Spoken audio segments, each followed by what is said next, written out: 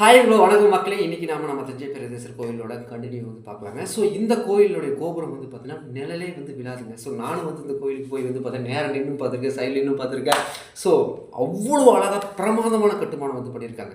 So இந்த கோயில் பார்த்தீங்கன்னா எத்தனையோ பூகம்பங்கள் கிட்டத்தட்ட 1000 வருஷம் ஆகிப்போச்சு. ஆனாலும் பார்த்தீங்கன்னா எந்த ஒரு புயல் சீற்றம் அல்லது பார்த்தீங்கன்னா நிலநடுக்கம் இதுக்கெல்லாம் எதுக்கும் அசராமல் அப்படியே கம்பீரமாக நின்றுருக்கு அப்படின்னாங்க.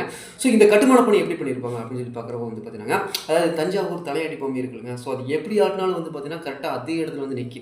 ஸோ அதை போல் பார்த்தீங்கன்னா கீழே பார்த்தீங்கன்னா என்ன பண்ணியிருக்காங்கன்னா, அந்த பேஸ்மெண்ட்டில் மணல் கொட்டியிருக்காங்க. ஸோ அந்த மணலில் கொட்டி அது மேலே தான் பார்த்தீங்கன்னா அந்த பேஸ்மெண்ட்டாக போட்டிருக்காங்க. ஸோ நீங்கள் என்ன பண்ணாலும் சரி ஆட்டி பார்த்தீங்கன்னா டேரெக்டாக அந்த இடத்துல நிற்கி.